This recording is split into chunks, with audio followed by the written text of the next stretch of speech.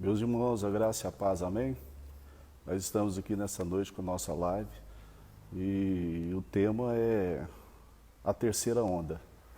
É um tema interessante, a gente vai estar falando sobre isso e, e nessa noite nós teremos a participação do pastor João Batista Rosa, amigo de longa data, e ele é teólogo, é psicólogo também, e a gente vai conversar um pouquinho nessa noite, amém? Estou esperando ele entrar aqui.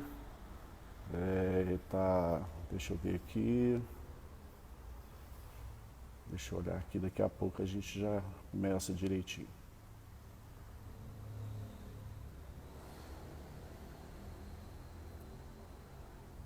Só ele entrar aqui, ok? E hoje eu queria parabenizar duas pessoas muito especiais para nós aqui da Igreja de Nações Unidas. A primeira delas é o pastor Anselmo. Ele aniversariou, está aniversariando hoje e quero mandar um abraço para ele. Na correria do dia eu não consegui mandar os parabéns para ele mais cedo, mas depois eu mandei para ele, queria parabenizá-lo, né? Que Deus possa abençoar a sua vida, pastor Anselmo, dando a você muita saúde e que ele possa realizar todos os seus sonhos, todos os projetos que você tem no seu coração. Como eu tinha dito, né, você é uma bênção para nós aqui da igreja e para nós também pessoalmente. Queria também parabenizar a Samanta, que também faz aniversário hoje. Que Deus possa abençoar a sua vida, Samanta. Amiga nossa de longa data. E a gente fica feliz, né? Duas pessoas especiais fazendo aniversário hoje. Que Deus possa abençoar a vida de vocês, né? E derramando muitas e muitas bênçãos. E que tudo aquilo que vocês almejam, todos os projetos, todos os sonhos, que sejam uma realidade no Senhor. Porque alguém disse que sonhar com Deus no coração é mais do que realidade. Pastor João Batista, manda aí o convite aí para você entrar aqui. Você tem que enviar um convite aí e a gente já ajeita aqui.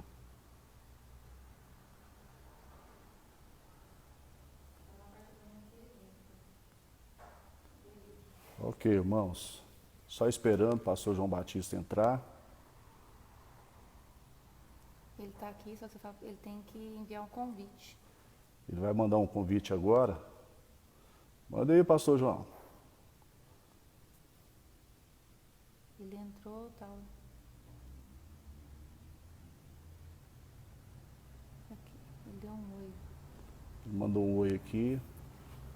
Então, irmãos, o nosso tema hoje é um tema interessante, a terceira onda. E eu imagino que você ficou curioso com isso, né? E a terceira onda é tão destrutiva como a primeira e a segunda. E a gente vai estar falando sobre isso. E eu convidei o pastor João Batista Rosa para participar conosco, né, dessa live, uma vez que ele é pastor e também psicólogo. E a gente vai estar trocando ideias aqui nesse sentido, ok? É muito pertinente essa temática, muito atual, e a gente vai perceber, não apenas agora nesse contexto de pandemia, mas após pandemia, que a terceira onda ela vai ter continuidade.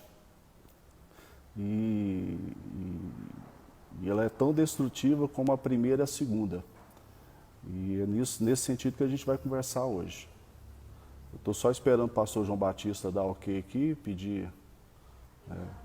Já está aqui, é só mandar o.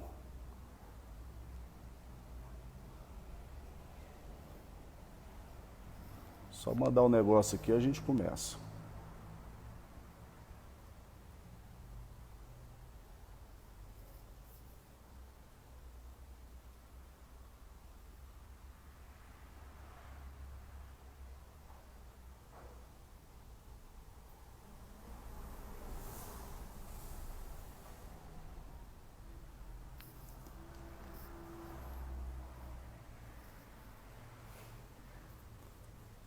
Deixa eu ver aqui.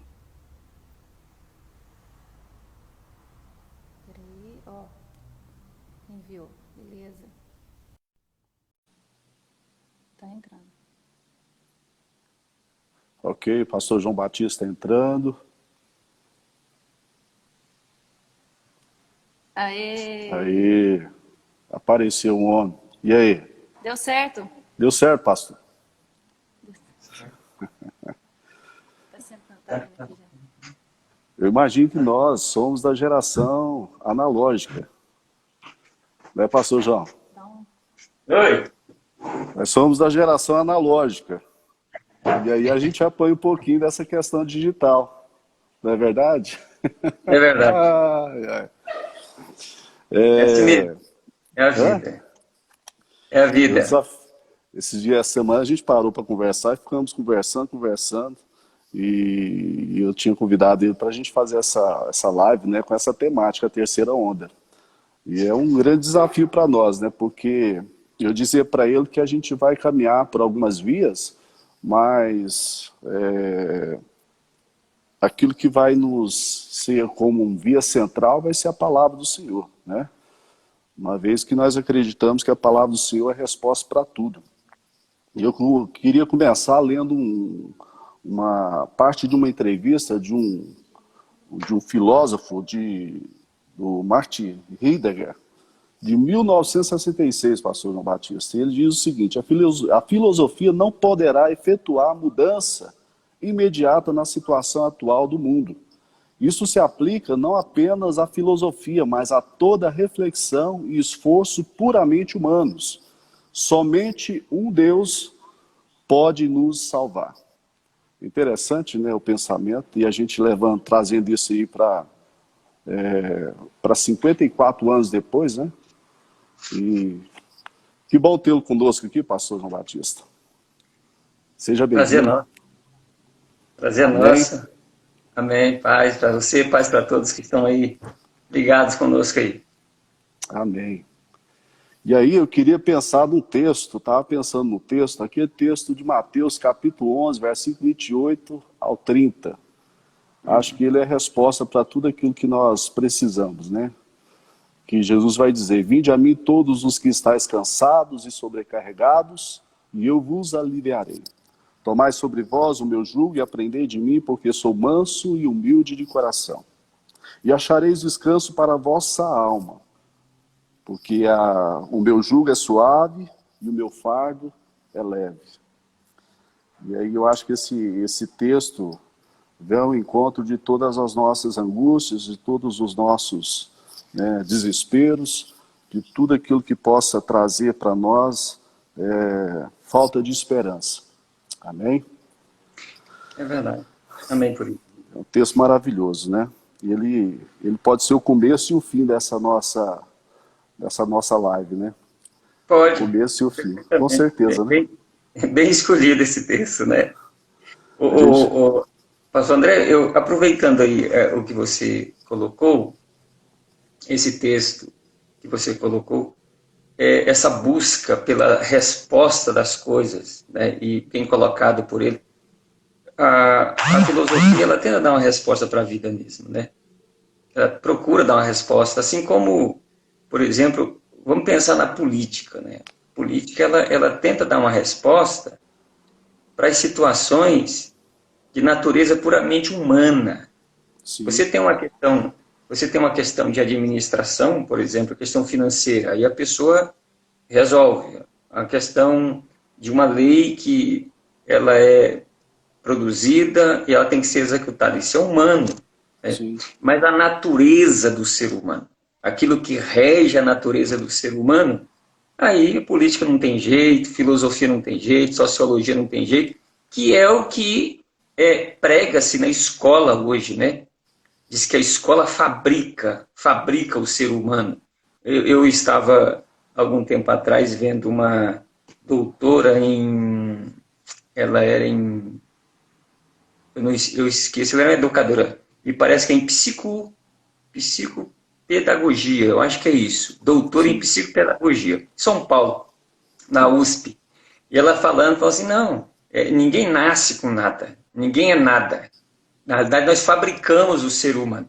Quando ela fala isso, ela nega a natureza do ser humano enquanto ser humano. E aí a gente vai perceber que a ciência vai dizer que os animais irracionais e os animais racionais. Portanto, eles colocam o ser humano num processo evolutivo. Portanto, essa natureza humana é animalesca, que é fruto de um processo evolutivo, histórico, social, né? E nega justamente a coisa mais essencial do humano, que é a natureza que veio das mãos do Criador, a imagem e semelhança de Deus. Então, quando a gente tenta, e aí, baseado nesse texto que você falou, muito bem colocado, que a filosofia não dá resposta, a antropologia não vai dar resposta, a sociologia não vai dar resposta, e não dá mesmo, a política não vai dar resposta, porque o problema do ser humano é a natureza do ser humano. A natureza do ser humano foi afetada, e é essa natureza afetada do ser humano que faz o ser humano ser esse ser tão terrível hoje, no mundo, à mercê não somente de fazer o que é errado, a partir dessa natureza caída, por sinal, mas também à mercê de uma força aleatória que rege esse mundo, que age nesse mundo. E quando o ser humano nega isso, ele tenta buscar a resposta justamente nas questões puramente humanas.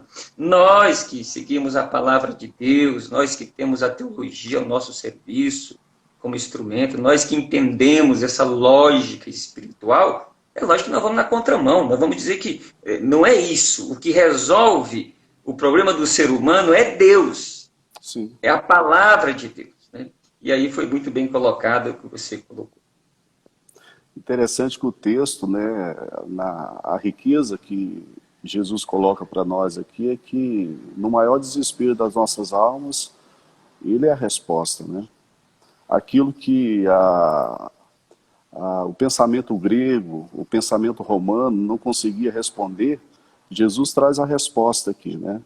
E a resposta dele é totalmente diferente de tudo aquilo que o mundo poderia oferecer. Vamos pensar no contexto dos fariseus, né? A questão, né, que eles tinham a lei, tinha todo um arcabouço de lei, entendeu? Mas eles não conseguiam expressar aquilo que Jesus expressa nesse texto. E aí, por isso que a gente vê que, de fato, o Senhor tem a resposta para todas as nossas demandas. Por isso que a palavra do Senhor é maravilhosa, né? E a gente precisa valorizar tudo isso. E aí a gente vai perceber que a palavra do Senhor, que Jesus tem poder, né, para acalmar toda a nossa inquietação. Ele tem poder para trazer paz assim, em momentos de guerras, em momentos conflitantes, né, em pandemias e todo esse cenário que a gente está vivenciando nesses dias. Jesus tem resposta para a mais impetuosa inquietação que o ser humano pode ter. Né? Jesus tem a resposta. E é por isso que a gente pode pensar nisso. E aí, pensando na nossa temática hoje, né, como eu tinha dito para você, a terceira onda, eu tenho dito que a terceira onda é tão perniciosa e tão destrutiva como a primeira e a segunda. A primeira nós sabemos que o próprio coronavírus, né, essa pandemia aí que está, né, desestruturando grandes nações, né, nações poderosas. Nós estamos vendo aí os Estados Unidos, né, nessa guerra aí, em certo sentido, sendo vencido pelo coronavírus, né? O sistema de saúde entrando em caos, né? Podemos ver o Reino Unido também nessa situação, a própria Itália, né, que vivenciou dias difíceis, né? Está amenizando um pouco agora, a França, a Espanha. Então, nações de primeiro mundo, né, nações poderosas e sendo afligidas pela pandemia.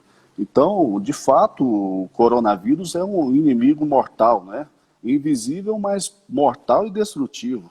Né? E essa questão do isolamento, do confinamento, é uma realidade que a gente está vendo, né? Em certo sentido, necessária mesmo. Né? Nós podemos ver o estado de Goiás aqui nessa situação mais tranquila, vamos assim dizer, né? E a segunda onda é aquilo que o governo tem dito, né? O próprio Bolsonaro, o Paulo Guedes, né, dizendo da segunda onda na questão econômica, que está atingindo todas as nações, né? Todas as nações poderosas, né?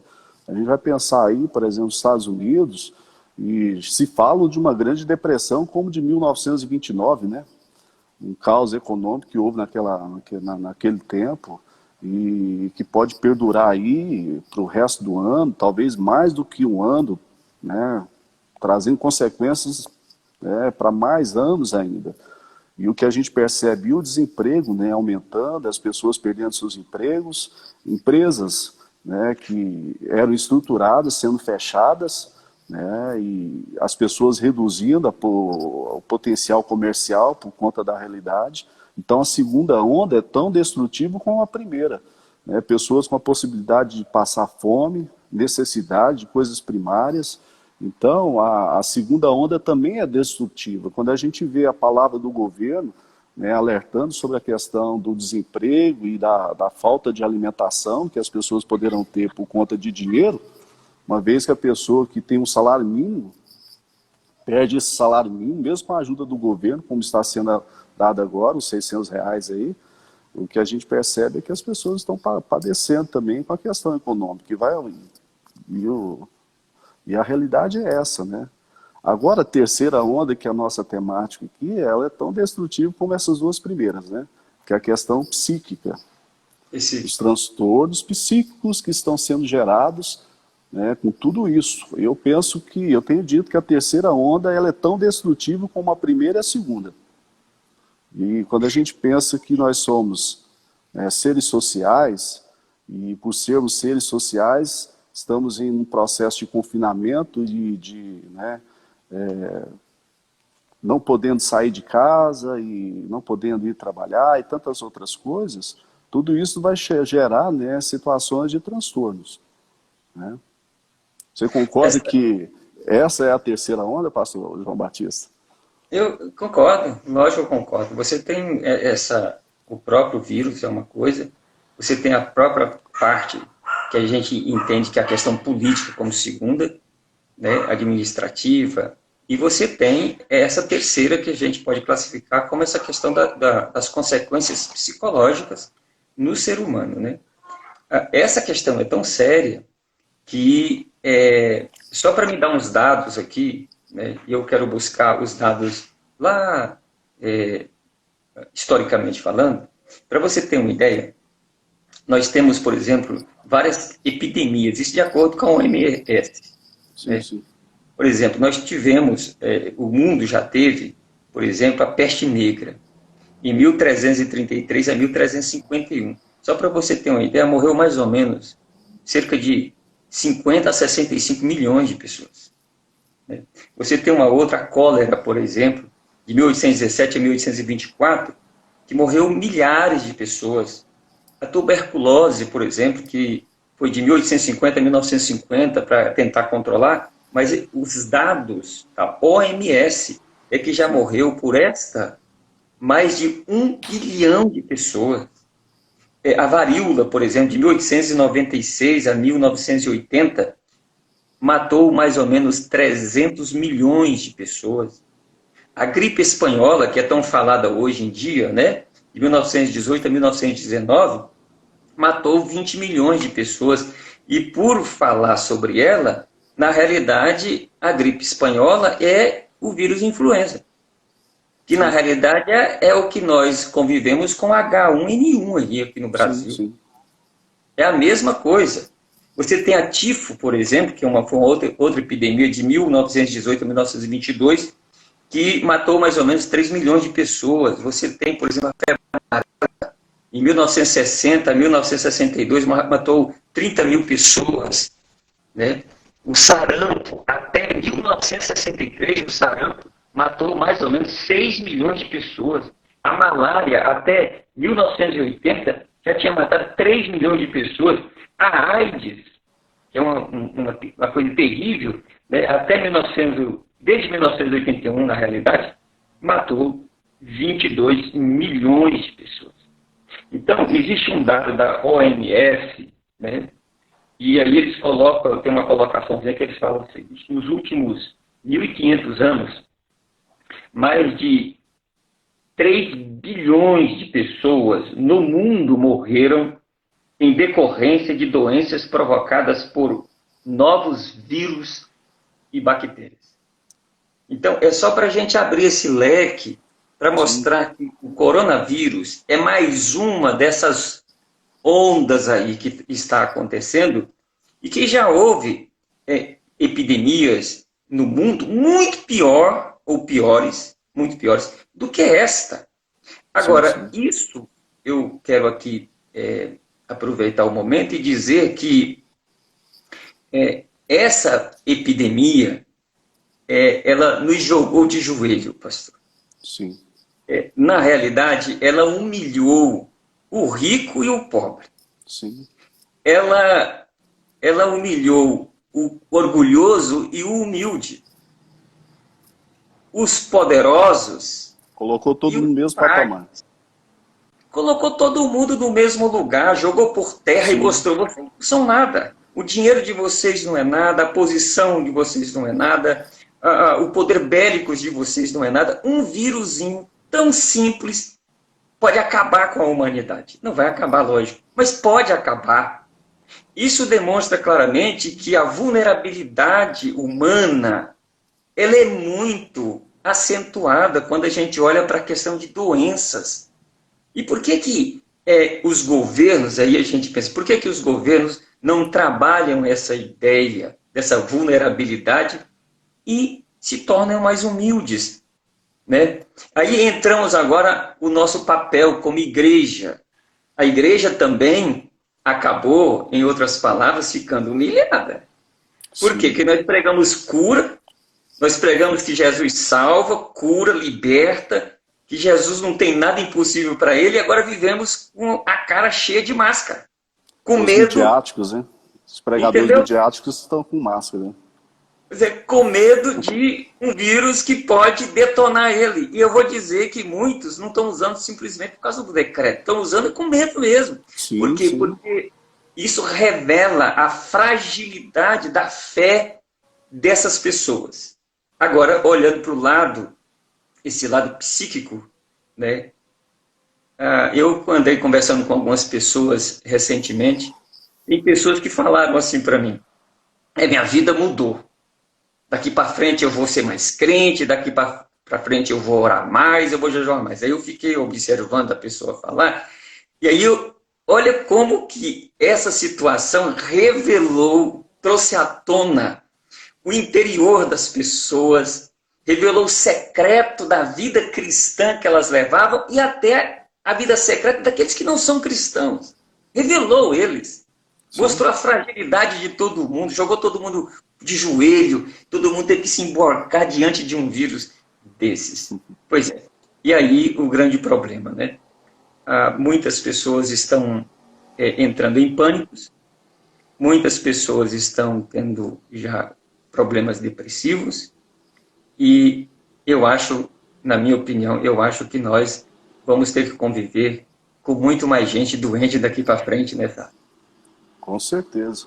O próprio secretário, né, da Organização Mundial de Saúde previa em 2017 que em 2020 nós teríamos a questão da depressão como o transtorno mais paralisante, vamos assim dizer, entendeu? Para a humanidade. Sem ter essa perspectiva do coronavírus. Sem essa pandemia já era, né, já tinha um prognóstico de que 2020 nós teríamos uma crescente, né, sobre a questão de depressão. E esse confinamento, essa questão desse isolamento, né, o confinamento em casa e o isolamento social. Isso a gente sabe que gera processos de ansiedades, né? Uma ansiedade dentro de uma normalidade pode se tornar uma ansiedade patológica, né? Uma ansiedade generalizada. E aí desencadear várias situações, desencadear uma depressão, por exemplo, e até culminar com a questão de suicídio. A própria OMS dizia que em 2020 também o número de suicídio poderia dobrar, que hoje, né, até o ano passado era de 800 mil pessoas anual, né? A cada 40 segundos uma pessoa comete suicídio no mundo. No Brasil, por exemplo, é de 25 a 32 pessoas por dia. E segundo a OMS, 2020 poderia atingir 1.600.000 pessoas cometendo suicídio. Ou seja, se a gente for pensar na perspectiva Brasil, nós teríamos em torno de 64 pessoas no máximo, 50 a 64 pessoas, né, cometendo suicídio. E essa é a grande questão que gera preocupação em nós, porque nós estamos aí, o ano passado, a gente teve aí a questão de suicídio de pastores. Né? Quantos e quantos pastores cometeram suicídio? E aí a pergunta que vem, o crente pode ter depressão, pastor João Batista? Eu sei que você vai responder. O crente pode ter uma depressão? Algumas pessoas estão uma entrando... Uma perspectiva psíquica, né? Justo. Eu tô vendo algumas pessoas entrando aí, fazendo algumas colocações, e muito bem-vindas essas colocações. Vamos tentar ler elas, né? Né? Depois você continua. Mas eu vi algumas colocações aí, muito bem colocadas por algumas pessoas, né? Agora, eu gostaria que a pessoa, nós que estamos aqui ligados, pense um pouquinho. Jesus, ele é Deus, ele desceu do céu, encarnou, se tornou ser humano. Ou seja, sim. Não que Deus se tornou homem, mas ele tabernaculou, ele assumiu a carne. E aí é tão interessante quando ele assume a carne, né? Ele começa o ministério dele, e aquele ministério sofrido terrivelmente, ele chama para si 12 apóstolos, e dos 12 ele escolhe 3 para ficar mais perto dele. E aí na última semana de vida de Jesus, Jesus vai para onde? Ele vai lá para o horto, ele vai orar. E quando ele vai orar, Mateus narra isso. Mateus capítulo 26, verso 37 e 38, ele diz assim, ficai aqui comigo um pouquinho, a minha alma está triste e angustiada até a morte. Até a morte. Olha a colocação que Jesus fez. Quando você pega isso, e aí a gente vai analisar, por exemplo, essa palavra triste e angustiada até a morte, a minha alma está triste e angustiada até a morte, essa palavra é a palavra para depressão na Bíblia. Sim, sim. E aí você pega essa palavra, joga lá em João, capítulo de número 16, verso 33, Jesus fala assim, eu tenho-vos dito isso para que em mim tenhais paz, mas tende bom ânimo, eu venci o mundo. Ele fala, no mundo tereis aflições. A palavra aflição lá é eclipsis do grego, sim, que está ligado a essa tristeza e angústia que Jesus teve. A palavra eclipse ela é traduzida por opressão, por sensação de esmagamento, por depressão, por tristeza profunda. Por que ele está usando essa palavra? Porque eles pegavam, essa palavra era usada quando eles pegavam a uva, colocavam no recipiente e esmagavam com os pés. Então Jesus está dizendo, o mundo vai provocar em vocês uma aflição, ou seja, uma sensação de esmagamento. E é justamente isso que é a sensação de um depressivo. sim. É uma sensação de esmagamento, de impotência, é uma sensação de que não dá conta de viver, que não merece viver, que não vê alegria em lugar algum. Aí a sua pergunta, André, o próprio Filho de Deus sentiu os sintomas de uma ansiedade, de uma depressão. Ele sentiu, ele não teve, ele sentiu no corpo. Né?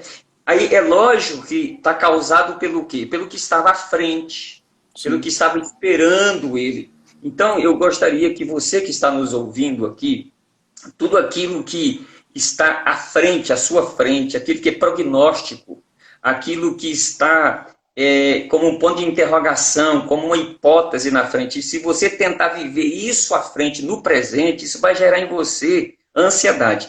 E um dos caminhos para uma pessoa ter depressão é a ansiedade. A ansiedade exacerbada, repetida, continuamente produz no ser humano depressão. Então eu gostaria que você que está nos ouvindo entendesse isso, que o próprio Filho de Deus, como ser humano, o lado humano dele, sentiu isso. E todo ser humano tem característica depressiva e também sente, e tem também ou sente características ansiosas. O problema é quando essas coisas exacerbam, elas aumentam e paralisam a pessoa. Ela tem que buscar ajuda. E aí, resumindo isso que eu estou dizendo, o ser humano está passivo disso. Passivo da ansiedade, passivo da depressão. Não tem como. Amém. E o próprio Elias, né? A gente vê ele num processo depressivo, né? O profeta Elias, aquele que havia matado os profetas de Baal no monte, né? Monte Carmelo, né, com fogo dos céus, homem poderoso, né? E por conta da palavra de Jezabel, ele desesperadamente ele foge, né? Temendo pela própria vida. E vai culminar numa caverna, e Deus vai perguntar, por que que tu fazes aí? E aí a gente vê o cuidado de Deus naquele momento ali, que Deus poderia se mostrar para ele de diversas formas, né? Como está lá no texto. E ele vem como uma brisa suave, né? Entendendo aquele momento do seu servo, né? Da sua fragilidade humana, da sua pequenez, e mostrando para cada um de nós que Deus trata conosco, vendo que nós somos né? Nós somos seres humanos mesmo, deficientes, né? E essa questão da ansiedade, né, é algo... Ansiedade todos nós temos. Ela, numa certa medida, como você disse, ela até faz bem para nós, porque traz segurança para nós, né? Agora, quando ela se torna algo de modo exagerado, ela vai causar alguns danos para a gente. E a ansiedade vai desencadear outros processos, né, psíquicos, outros transtornos, e pode trazer, né, coisas ruins para nós, né? Eu estava falando sobre ansiedade aqui na igreja, estou olhando aqui que um pensamento que diz o seguinte: a ansiedade não esvazia o amanhã do seu sofrimento, ela esvazia o hoje do seu poder. A ansiedade não esvazia o amanhã do seu sofrimento, ela esvazia o hoje do seu poder. E alguém disse que ansiedade é ser crucificado entre dois ladrões, o ladrão do remorso em relação ao passado e o ladrão da preocupação em relação ao futuro. Então a ansiedade, ela, né, não te dá perspectiva futura e traz o passado para te colocar, entendeu? Para você olhar somente para o retrovisor da vida. Então a ansiedade, de modo desenfreado, ela é enganadora, ela pode causar destruição na vida da gente. Por isso que essa questão da terceira onda é algo assim, que nós precisamos estar pensando sobre isso. E quando você disse acerca da igreja, nós precisamos, eu acredito, pastor João, que o mundo não vai ser mais o mesmo. Falam, os estudiosos dizem que três coisas são, né, que trazem mudança para o mundo rapidamente, né? São as guerras, as revoluções e as epidemias. Nesse caso aqui nós estamos falando de uma pandemia. Então guerras, revoluções e epidemias são coisas que trazem mudanças radicais e rápidas para o mundo. Então eu acredito que o mundo não vai ser mais a mesma coisa de 2 meses atrás. Não vai ser. E eu penso que nós como igreja vamos ter que reinventar. Vamos ter que fazer uma reformulação em algumas questões. Essa coisa é tão séria, pastor, o que você está falando, e com muita propriedade, é que, por exemplo, eu andei lendo, fazendo algumas pesquisas sobre isso, todas essas epidemias que eu mencionei antes, por exemplo, os historiadores, ao escrever, analisarem e escreverem, eles falam que a política mudou, a política partidária mudou, Sim. A questão ruralista mudou, o comércio mudou o comportamento das pessoas, mudou a política financeira, a estrutura econômica de um país, e teve época, devido às epidemias, que mudou até o clima de determinados lugares. Olha para você ver como é que isso mexe com o ser humano e mexe com a dinâmica das pessoas. É a mesma coisa de você ver, por exemplo, antes nós reclamávamos, as pessoas estavam reclamando que nós não tínhamos tempo para a família, certo? Sim. Agora as pessoas estão reclamando que está tendo tempo demais. Ou seja, eles não aguentam ficar juntos. Eles querem sair, eles querem ir para outro lugar. Quer dizer, o ser humano adquiriu uma forma de vida tão esquisita, em outras palavras, individualista, né, aleatória, que ele não consegue mais viver em grupos, ele não consegue mais viver em casa, ele não consegue mais viver em família, ele não consegue mais viver junto.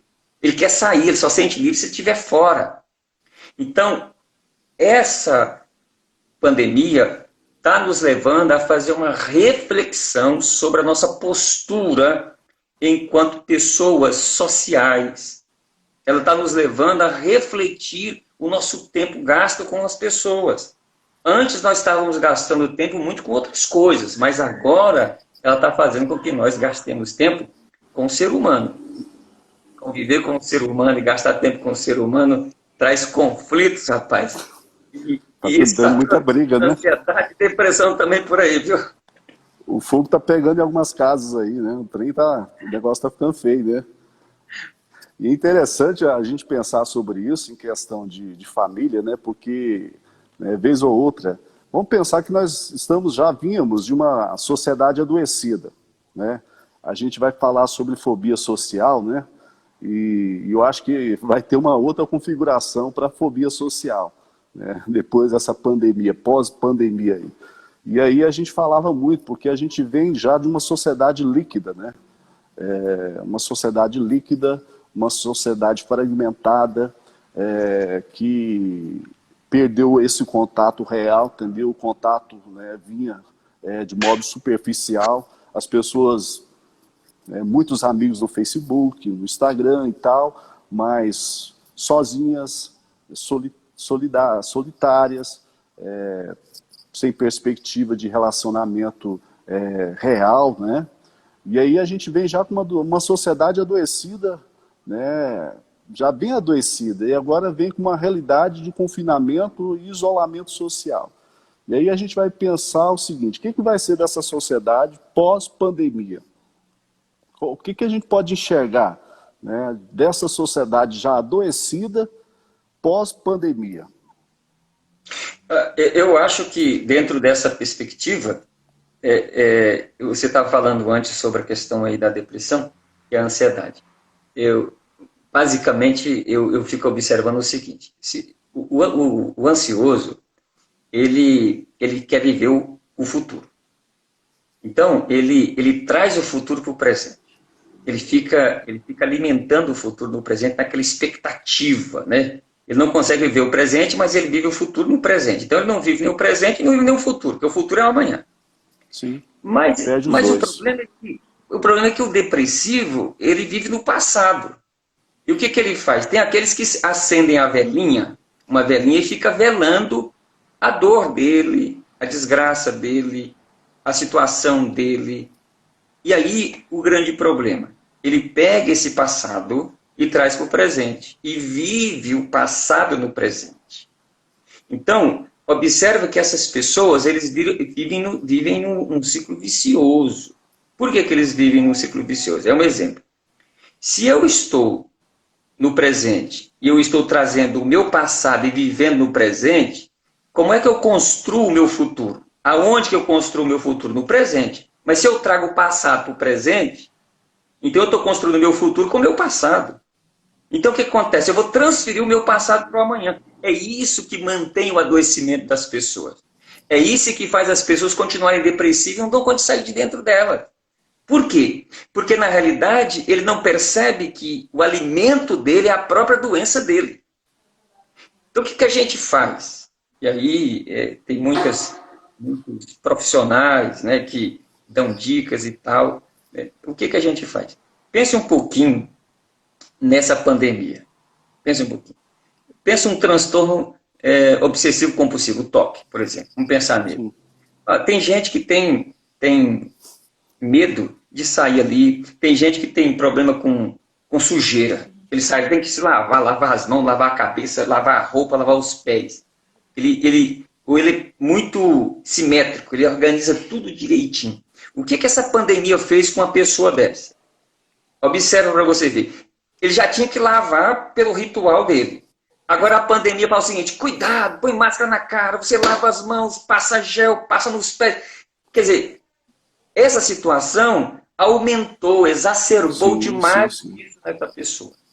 É muito grande. Agora você tem uma pessoa dessa, você tem, por exemplo, os transtornos de ansiedade. Você tem o TOC, você tem o TAG, você tem o TEPT, você tem a agorafobia, você tem as fobias social, você tem a síndrome de pânico. Aí eu observo, tudo isso são transtornos e síndromes, transtorno.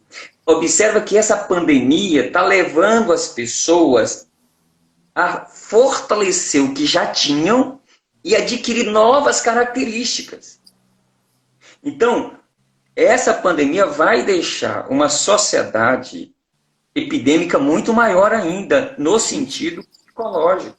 Sim, E sim. aí, já aproveitando aqui, eu acho que as pessoas que estão nos ouvindo ficaram muito atentas com os membros familiares, pai, mãe, marido e mulher, filhos, vovó, tio, tia, ficar vendo as características, viu alguma reação, viu uma palavra Sim. diferente, viu um comportamento diferente, viu uma atitude diferente, procura aproximar, procura saber o que está acontecendo, porque uma pessoa dessa pode estar à flor da pele, para poder ajudar, encaminhar para um profissional, ou pelo menos para um pastor que seja capaz, uma pastora que seja capaz de orientar essa pessoa, mas se tiver muito forte, busca alguém profissional.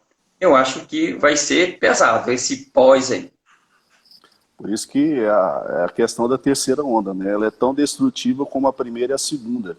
E a gente vai ver a sombra disso por muito tempo ainda. Por isso que nós vamos precisar de pessoas qualificadas, tementes a Deus, né, com os princípios da palavra do Senhor.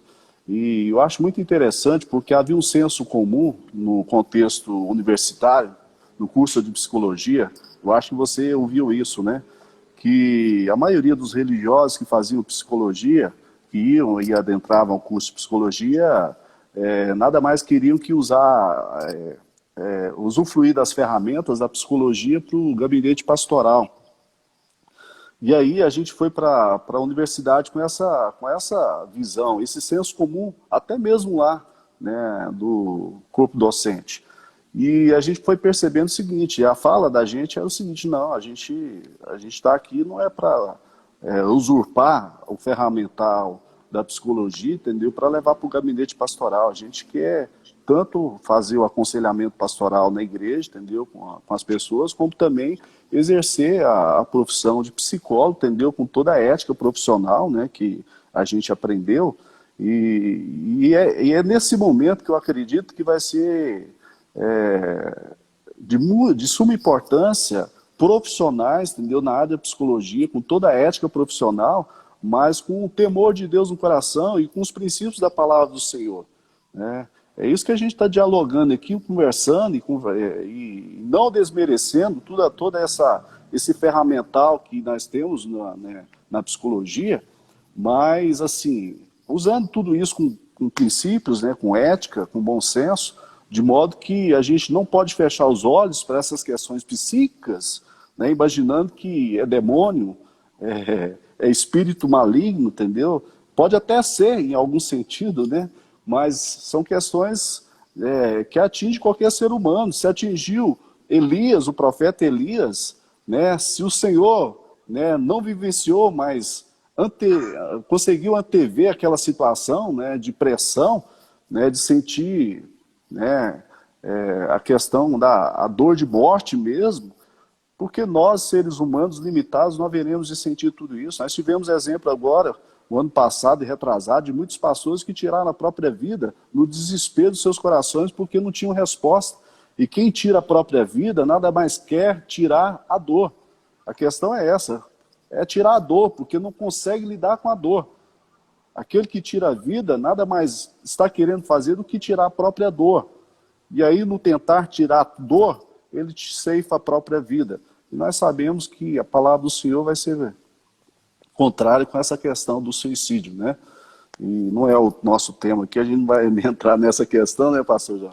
Não. Mas essa questão, por isso que é a terceira onda. Imagina o tanto de pessoas, né, alimentando essas patologias, esses transtornos de ansiedade, né, alimentando dia após dia, porque você abre o canal da televisão, é só desgraça. Porque a desgraça vem demais do que boas notícias. E há todo um contexto político, né, atrás de tudo isso aí, há interesses, né, desonestos da mídia e de todos aqueles que estão ali politicamente, né, mantendo toda essa situação aí que a gente está vendo, principalmente aqui no Brasil, de que não dá para você assistir um jornal, né, de algumas emissoras, e não dá. A pessoa fica totalmente depressiva, angustiada, a pessoa vai dormir sem esperança de acordar no outro dia, porque é só É, desgraça, e a desgraça parece que vende muito bem. E muitas pessoas, até crentes, estão aí na frente de televisão, dia após dia, assistindo só porcariada de notícias ruins, né? Porque eles não falam os que estão sendo curados, mas os que estão sendo mortos. Isso dá notícia, né? Aproveitando, fala. Deixa eu dar um testemunho aqui, eu estava para reforçar o que você está falando aí. Isso é tão terrível, que quando a gente está estamos atendendo a pessoa lá no consultório e tal, a primeira coisa, quando eu sei que é um transtorno de ansiedade, então eu fico perguntando para ela, ela fala assim, eu tive uma crise, né? Recentemente aconteceu isso com uma pessoa, né? Eu tive uma crise, eu chorei demais, doeu, eu fiquei com raiva, eu chutei, eu dei tapa, e deu taquicardia, deu a boca seca, deu tremedeira, deu tonteira. Mas tá bom, você estava onde? Eu estava num lugar público. Tá bom, mas o que aconteceu? O que aconteceu lá? Não, eu fiquei sabendo lá de uma notícia. Notícia? Que notícia? Uma notícia catastrófica. Percebe? Aí essa notícia, na hora que ela ouviu aquela notícia, ela começou a ficar ofegante, taquicardia, o coração acelerou, e aí começou a ficar tonta, e começou a ficar nervosa, começou a chorar, se debater. Olha para você ver o que uma notícia negativa faz numa pessoa que já está ansiosa. Então, a sua fala é muito importante. As pessoas que estão nos ouvindo aí têm que entender isso. Olha, desliga a televisão. Vai ouvir coisas boas. Vai ouvir as palavras de Jesus. Vai ler a Bíblia. Na hora de dormir, não fica ouvindo coisas ruins, não. Vai ouvir coisa boa. Coloca uma boa música lá, um bom hino, coisas que geram esperança em você. Porque isso vai dar a você um sono tranquilo. Agora, se você ficar ouvindo as coisas negativas, isso vai potencializar a sua ansiedade, vai ter uma neuroquímica, ou seja, os hormônios vão ser produzidos, os neurônios vão ser jogados na corrente sanguínea, vai acelerar o seu metabolismo, consequentemente, você vai ter uma crise. É isso que você estava falando, muito bem colocado. Nós temos que fugir, tem que ensinar isso para as pessoas, falar para elas, não assista, não assista. E é tão interessante, pastor André, que eu fico observando que quanto mais a pessoa está ansiosa e depressiva, mais ela quer ver coisa ruim. Ela quer ouvir coisa ruim. Parece que chama, parece que o alimento dela é coisa ruim. Né? E aí o conselho foge. E parece que até, em certo sentido, um gozo em todo esse processo, né? De auto-vitimização também. E é algo que a gente consegue ver, né? E o tanto que isso é verdade, por exemplo, alguns canais, por exemplo, a Netflix, né, tá abrindo para o pessoal assistir. Esses dias eu fui assistir, vez ou outra, você tenta assistir, né? Rapaz, rapidinho o cara matou mais de 100 pessoas, entendeu? É só morte, do começo ao fim, entendeu? É só morte. Rapaz, não tem uma coisa, sabe, interessante. É morte, é vingança, entendeu? É ódio, é rancor, é todo esse tipo de sentimento pernicioso, entendeu? Que leva a pessoa só para baixo, sabe? Não tem uma coisa assim de leveza, entendeu? De gerar esperança, de gerar ânimo para a pessoa. Não, é só desgraça, é só morte, entendeu? Só coisa ruim, entendeu? Não tem nada mais do que isso. E é o que você falou aí, foi muito pertinente, porque eu acho que diante dessa situação nós deveríamos sair dela, né, pessoas melhores. Eu tenho dito isso aqui na igreja. Nós precisamos fazer uma avaliação de tudo isso, e nessa avaliação a gente tem que fazer essa autoanálise e pensar o seguinte: será que eu estou me tornando uma pessoa melhor com toda essa situação de aflição, de angústia, né? Será que eu estou crescendo com tudo isso? Estou me tornando uma pessoa melhor, um esposo melhor, um pai melhor, um filho melhor, um crente melhor? Será que eu estou crescendo com tudo isso? Porque nós precisamos fazer tudo isso, né? Nós precisamos ter essa resiliência. Esses dias eu estava falando aqui para a igreja desse processo de resiliência. E a fé é a grande alavanca que faz esse processo de resiliência. Por quê? Porque nós somos totalmente limitados. Por mais que nós tenhamos aí um pensamento assim positivista, com alguns aí com os livros de autoajuda, chega um momento que se esgota todo o recurso humano. E só a fé em Deus que vai trazer para nós uma verdadeira resiliência. Só a fé. E aí a gente precisa nutrir essa fé com oração, com jejum, com leitura bíblica, ouvir boas músicas cristãs, tudo aquilo que é pertinente para um cristão verdadeiro, para um crente do Senhor Jesus. Não é ficar alimentando com essa porcariada que a TV nos dá, entendeu? Que os jornais nos mostram e tantas outras coisas aí. Pois é, olha o tanto que isso é interessante, né? Você está falando. O Paulo escreve assim em Coríntios, falando o seguinte, ó, que o que nos consola toda nossa tribulação, para que também possamos consolar o que estiverem em alguma tribulação, com a consolação com que nós mesmos somos consolados por Deus. Então, o que ele está dizendo? Deus nos consola para que nós consolemos os outros. Eu não posso dar uma coisa diferente. E está aqui. Aí você pensa, ó, nós servimos a Deus. Temos Jesus como nosso Senhor e Salvador. Temos o Espírito Santo dentro de nós. E temos a palavra de Deus. Aí, eu prefiro acreditar numa mensagem televisiva, numa má notícia, do que eu acreditar na palavra. Então, é mais ou menos assim, tal da autossabotagem, né? Por exemplo, aquilo me faz mal, mas eu vou ver. Eu vejo, eu passo mal. Mas aquilo que me faz bem, eu não faço. Então, eu começo a autossabotagem dos dois lados. Aquilo que eu não deveria fazer, eu faço. E aquilo que eu deveria fazer, eu não faço. Então, eu cometo autossabotagem constantemente. E aí, o que a gente tem que fazer? Né? Pensar que o que tem de bom para nós está em Deus. E aí, olha para você ver. Desculpe eu falar assim, eu sei que, com todo respeito, né? Mas parece que os crentes estão com medo de morrer, pastor André. Os crentes estão com medo de ir para outra vida. A nossa vida não é aqui, a nossa vida não é nessa terra.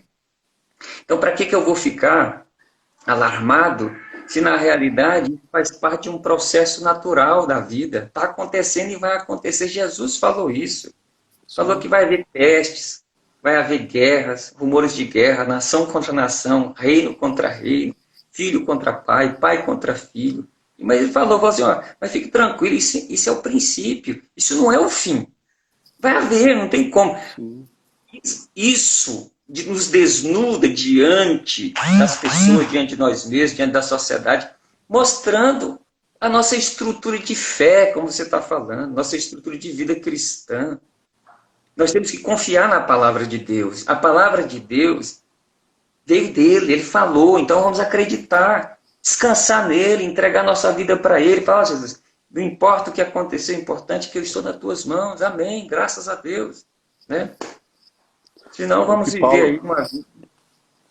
O que Paulo disse, né? Se a esperança da nossa vida for somente nessa terra, só nesse mundo, somos os mais infelizes do mundo. Mas essa é a grande questão, pastor João, é que se a sociedade está adoecida, em certo sentido, muitos crentes estão adoecidos. Adoecidos porque têm vivido uma vida assim, uma vida cristã, meia colher, né? Em cima do muro, né? Alguém disse que tinha uma pessoa em cima do muro e alguém dizia, vem para cá, desce para cá. E do outro lado o diabo estava lá, né? E aí você não vai dizer nada, não, para ele descer, não, o muro é meu. Então, muita gente vivendo uma vida cristã fragmentada, sabe? Líquida, sem compromisso, sem leitura bíblica, sem os princípios da palavra, sem a prática das virtudes espirituais. E aí não tem força, não tem sustento, entendeu? Para lidar com essas situações. E aí, quando você fala que há um certo receio no coração da pessoa, que, né, eu me lembro, eu estava dizendo aqui na igreja, quando eu era pequeno, minha mãe dizia, olha, um dia Jesus vai voltar e vai nos levar para ele. E eu confesso que, por não conhecer o Evangelho, né, não conhecer o Evangelho como conheço hoje, batia aquela tristeza, aquela angústia, eu ficava triste, o dia acabava para mim. É como se Deus estivesse estragando o meu mundo, entendeu?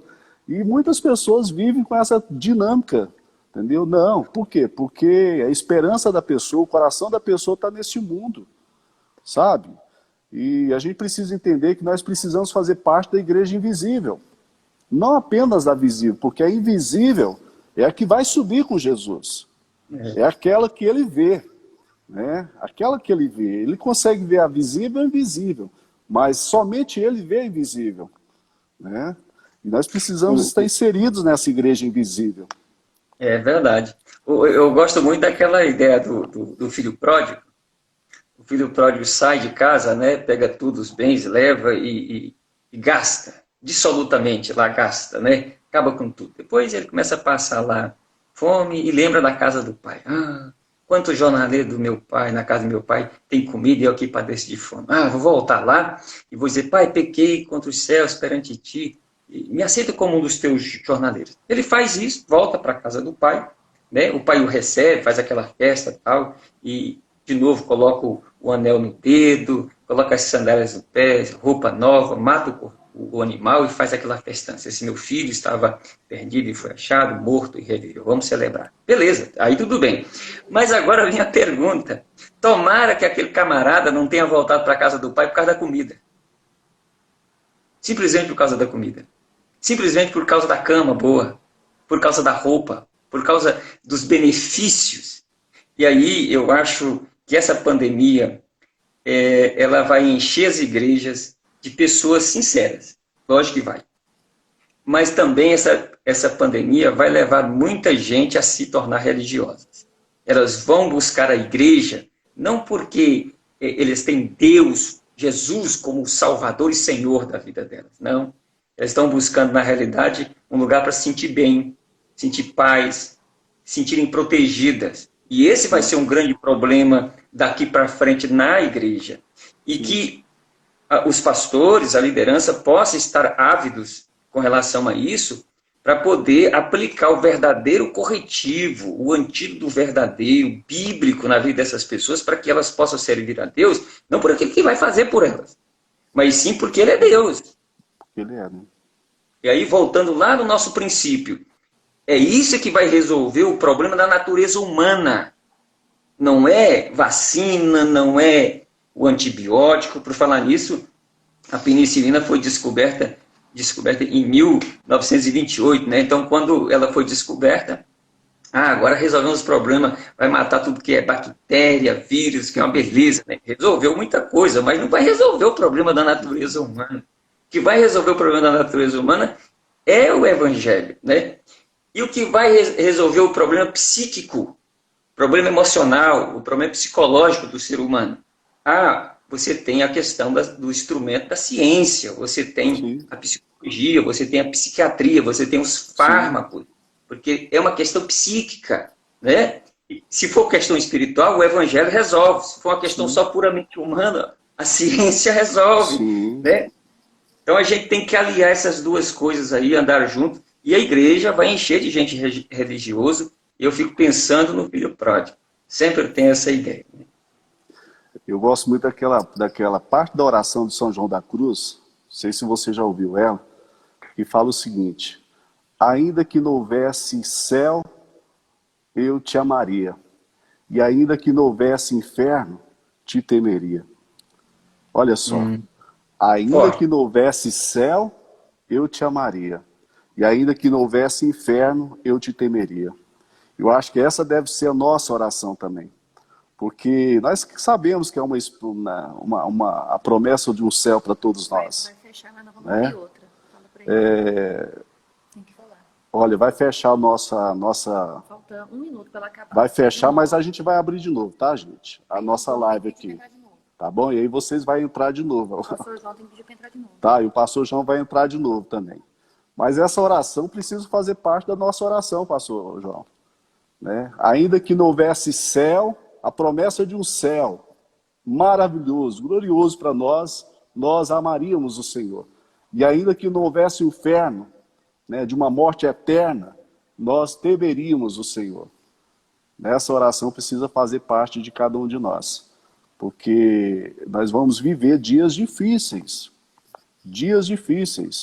né, e nós precisamos ter essa consciência, esse entendimento de que é tempo de buscarmos o Senhor. Como nunca buscamos. Vamos entrar de novo, né? tá? É tempo de buscarmos o Senhor. Acho que vai parar aqui, pastor. Nós vamos voltar de novo, tá? Deu 1 hora, aí a gente volta de novo com a live, tá? Segura aí. De novo. Pessoal, pode começar de novo. Mas, pessoal, nós estamos retornando de novo, entendeu? Com a nossa live. Passamos de 1 hora, então nós estamos aí retornando de novo. Vou esperar o pastor João entrar de novo para a gente seguir aqui, tá ok? O assunto está interessante, está legal. Pede para ele fazer o convite. E aí o pastor João Batista vai fazer o convite para entrar de novo e a gente vai continuar o nosso bate-papo aqui, tá? E quero convidar vocês a continuar nos seguindo, tá? É a nossa rede social aqui da Igreja Nações Unidas. O intuito nosso é de que venhamos abençoar vidas, abençoar famílias. E só esperando o pastor João entrar de novo, tá? Deus possa abençoar os nossos irmãos. Vídeo ao vivo. Fala para ele solicitar, deixa eu ver. Ele tem que solicitar. A Cintia está me dando suporte aqui. Pastor João, solicita de novo aí, por favor.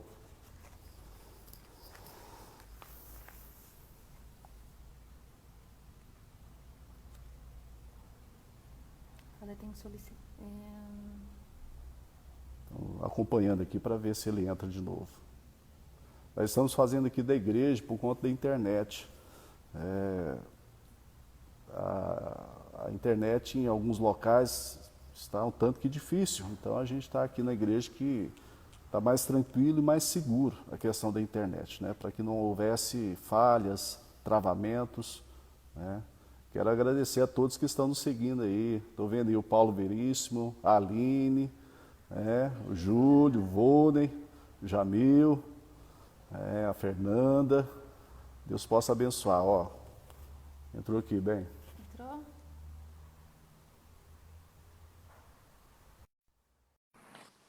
Tá entrando. Só aguardando. Aí, rapaz, nós somos analógicos, mas a gente já está um tanto que digital já, rapaz. A gente está acertando as coisas devagarzinho, a gente vai ajeitando, né? E aí, pastor João? Eu quero, assim, aproveitar e mandar um abraço aí para algumas pessoas. Eu vi a Kelly entrando aí, eu vi a pastora Lid. Pelo menos eu li rapidamente aqui, eu vi essas pessoas entrando aí. Um abraço para vocês, tá? Pois bem, o pastor André. Então, eu acho que nós, ao falarmos sobre essa terceira onda, o que vem pela frente, o desemprego vai aumentar, a fome vai aumentar no mundo. Só para você ter uma ideia, no mundo morre 800 milhões de pessoas, desculpe. 800 milhões de pessoas morrem por ano no mundo de fome. Isso não é dado meu, isso é dado da Organização Mundial de Saúde. Sim, sim. Milhões de pessoas. É muita gente, eu pensei que não era tanta gente, mas é muita gente. Então, fome vai aumentar, desemprego vai aumentar, saneamento básico nem se fala nesse país, né? Pessoas vão perder bens, pessoas vão perder carro, pessoas vão perder casas, pessoas vão perder saúde, pessoas vão perder investimentos. Isso no mundo inteiro. Agora, isso vai produzir no ser humano, né, um estresse muito grande. Sim. Vai produzir no ser humano um descontrole. E isso vai levar muita gente, né, a desespero, vai levar pessoas à depressão, vai levar pessoas à ansiedade, a depressão, vai levar pessoas a sumir, a fugir de casa, entendeu? Outros talvez vão ter que lançar mão de algumas coisas erradas para poder sobreviver. Agora, nós que estamos falando aí para vocês, eu não sei se todo mundo que está aí linkado é evangélico, é crente, mas eu quero dizer para você que não há motivo para você desesperar. Não há motivo para você deixar sua ansiedade descontrolada ou a depressão dominar você. Você tem que entender que Deus é o dono seu. Jesus morreu por você, o Espírito Santo está em você. Tudo tem um jeitinho. Eu gosto muito do Salmo de número 23. O Senhor é meu pastor, nada me faltará. Observa que a colocação é: o Senhor é meu pastor, nada me faltará. Mas se eu perguntar para você, ele é seu pastor, mas falta alguma coisa para você? Falta. Então o texto está dizendo: o Senhor é meu pastor e nada vai me faltar. Mas está faltando. Para alguns faltam casa, falta um carro, falta emprego, falta um salário, falta uma vida melhor, falta. Então o Salmo não está por aí. Então vamos fazer uma segunda pergunta. O Senhor é meu pastor e nada de ruim vai me faltar. Opa, aí agora o negócio já começou a se cumprir. Por quê? Não vai me faltar doença, não vai me faltar necessidade de alimento, não vai me faltar talvez o calçado, a roupa, não vai me faltar a moradia, não vai me faltar o bem-estar. Aí começa a se cumprir o salmo, porque falta isso para nós. Não vai me faltar isso. Agora o salmo não quer dizer nada disso. O Senhor é meu pastor e ele como pastor, não vai faltar na sua vida. Portanto, se tem casa ou não tem, ele não falta na sua vida. Se as coisas estão ruins, a pandemia está produzindo coisas ruins na sua vida, mas ele não vai te faltar, ele continuará sendo o seu pastor, ele continuará sendo o Senhor da sua alma, o Senhor da sua vida. Então você deve lançar toda a sua ansiedade nele, porque ele tem cuidado de vós. Lança a sua ansiedade a ele. O texto não diz lançar você, lança a sua ansiedade.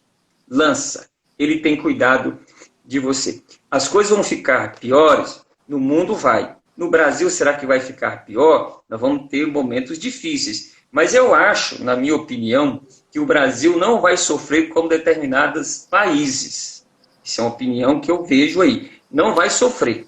E eu creio que Deus tem ouvido a oração da igreja brasileira. Eu creio que Deus tem ouvido o clamor do povo de Deus. Deus tem ouvido até o posicionamento do nosso presidente com relação ao Evangelho. E a Bíblia fala: bem-aventurada é a nação cujo Deus é o Senhor. Eu estou confiante de que nós vamos sair dessa muito em breve e nós vamos sair, o país vai sair muito mais fortalecido. Então não é hora de você ficar preocupado demais, não é hora de você desesperar, tá certo? Confia no Deus que você serve. É isso que você tem que fazer, tá bom? Eu participei de uma palestra, um indiano, ele escreveu alguns livros, eu acho de apologéticos, e no finalzinho da palestra dele aqui na Uni Evangélica, vez ou outra a Uni Evangélica tem trazido caras aí formidáveis, formidáveis mesmo. E eu fui lá numa manhã, ouvi esse indiano, reconhecido mundialmente como um dos melhores escritores cristãos, e eu esqueci o nome dele, mas no finalzinho foi aberto as perguntas, e eu fui perguntar para ele o que ele fala, o que ele achava da igreja brasileira. Qual era a visão que ele tinha da igreja brasileira. E aí a resposta dele foi interessante, porque ele foi para a igreja americana. Ele não falou da igreja brasileira. Por quê? Porque, querendo ou não, de uma maneira ou outra, parece que nós somos um tanto que uma sombra da igreja americana.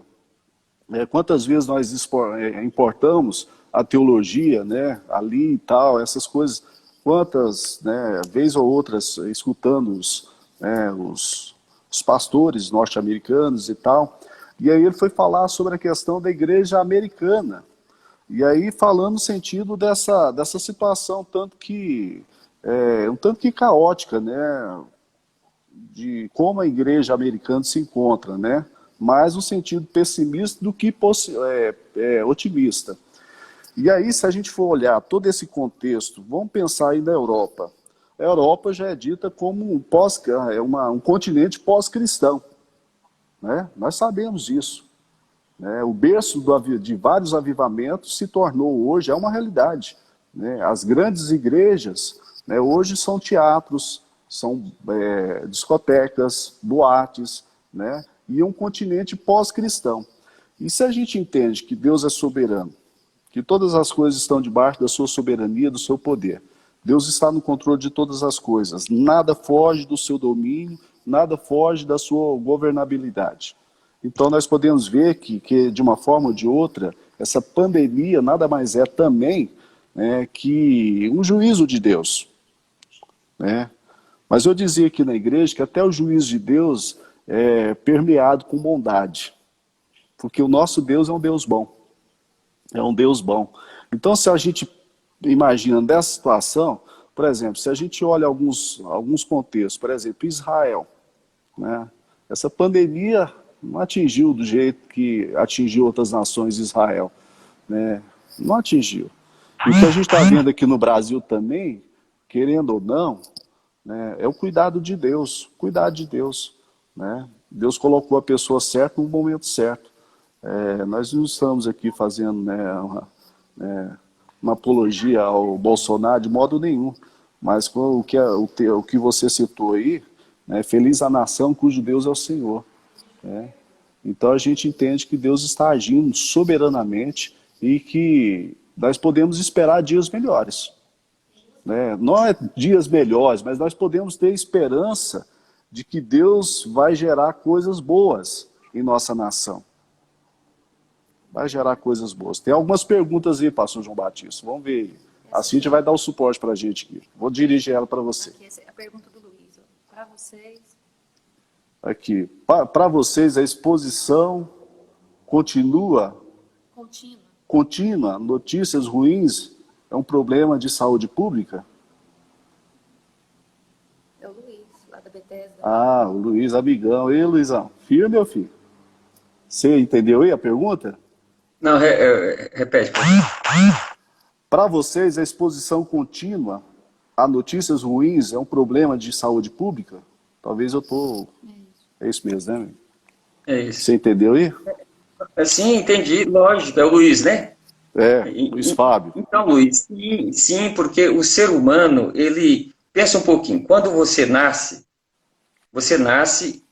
lá um bebê caiu lá dentro lá de um contexto familiar. Lá você nasceu com uma folhinha em branco. Você não tinha nada na cabeça, você não sabia cores, você não sabia palavras, você não sabia tamanhos, forma. Então, quando você cai lá dentro de uma família, tem todo um construto produzido, né? Lá tem cores, lá tem cheiro, porque toda família tem um cheiro, lá tem forma, lá tem relacionamento, tem tonalidade de voz, tem forma de expressar amor, raiva, ódio, resolver problema. E você, quando criança, você nasceu como ser humano, você nasceu com estrutura cognitiva. Essa estrutura cognitiva tem a capacidade do quê? De absorver as informações. Ela vai absorvendo essas informações boas e ruins, vai armazenando. Então, todo esse armazenamento de informações que propicia você falar, propicia você interpretar, identificar tamanho, forma, cores, isso é a mente. Então, a mente é formada.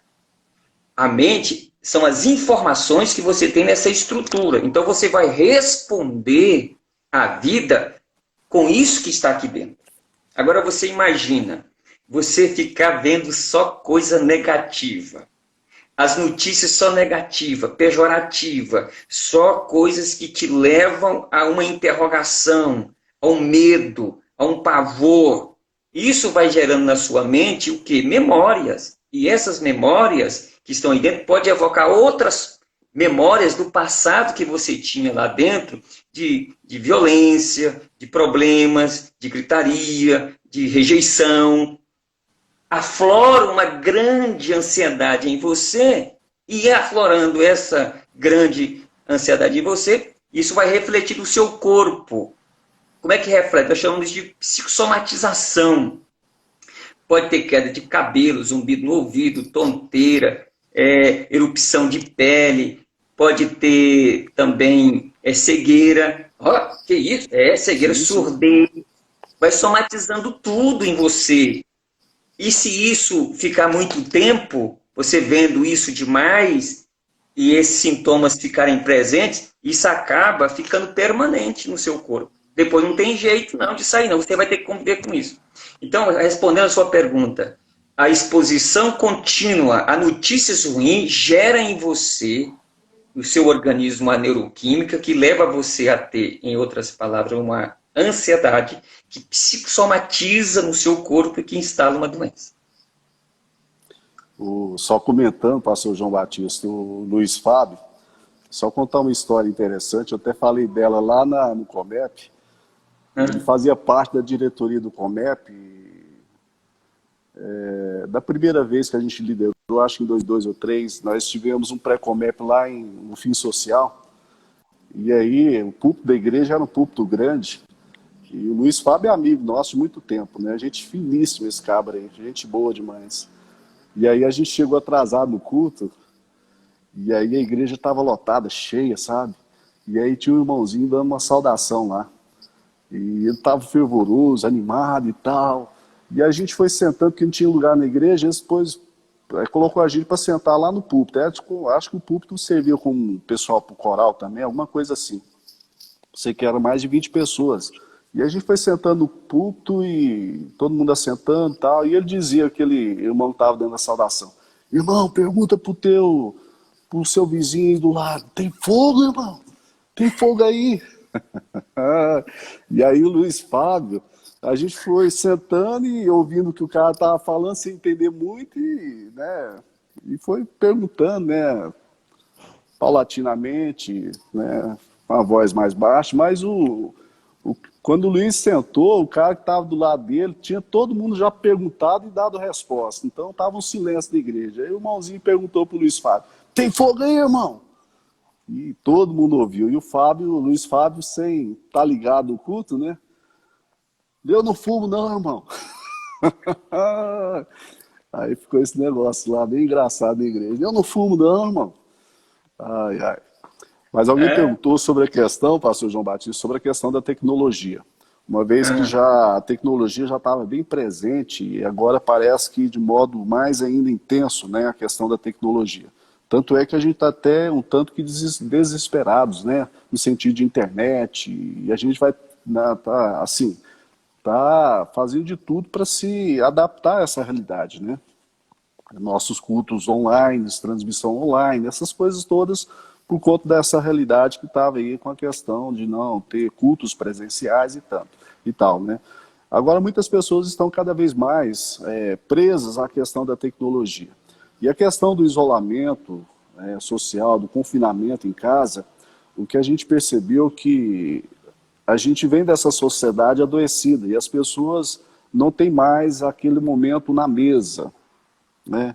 Que é um momento muito importante, um momento de comunhão, de relacionamento, né? As pessoas ou vão se alimentar, almoçar, jantar no próprio quarto, ou no canto da casa, ou em frente da televisão, mas esse princípio estava sendo perdido na casa de muitos crentes, né, de ter um momento de relacionamento com o pai, com a mãe, né, de conversar, de dialogar, né, e cada um com o seu smartphone, cada um com a sua tecnologia na mão. E será que nós podemos ver uma mudança nesse sentido, de que as pessoas falam, né, dessa questão dos relacionamentos cada vez mais serem mais frios a partir da pós-pandemia, né, dos relacionamentos serem mais superficiais ainda, por conta do medo, de contágio e tantas outras coisas, né? Mas nós podemos ver que um lado bom de tudo isso é que as pessoas estão sentando em casa, na mesa, conversando, dialogando, dando atenção um ao outro, né? Não somente corpo presente, mas em totalidade. Será que nós podemos ver essa mudança de comportamento, né, nas famílias, nos lares, no sentido de valorizar a questão relacional de uma forma mais bíblica, vamos assim dizer? Sempre quando acontece qualquer coisa, uma pandemia, uma epidemia só, uma guerra, já foi mencionado, sempre haverá uma mudança de postura. Isso aí você pode ter na certeza. Essa pandemia vai trazer uma mudança. Com relação ao uso da tecnologia, por exemplo. Desculpa. A política brasileira, por exemplo. A política vai mudar. Porque hoje eles estão tendo contato através do quê? Dos meios de tecnologia. A educação. Essa pandemia revelou uma fragilidade no nosso sistema educacional. Quer dizer, as escolas públicas e particulares estão se adaptando, buscando plataforma, fazendo uma coisa para tentar dar essa aula para esses alunos, esse suporte para esses alunos, de uma maneira até precária. Então, isso vai trazer uma inovação na vida educacional, não somente da própria educação brasileira, mas também das famílias que estão envolvidas com isso, a política. E em falando da família, a família sempre tem usado aí os meios de comunicação, a tecnologia, e a gente sabe que existe um problema. O problema não é a tecnologia em si, o problema é não saber usar a tecnologia. Então, tem pessoas que não usam a tecnologia para uma ferramenta de benefício, como uma ferramenta que beneficia a saúde, que beneficia o relacionamento, que beneficia até para o trabalho.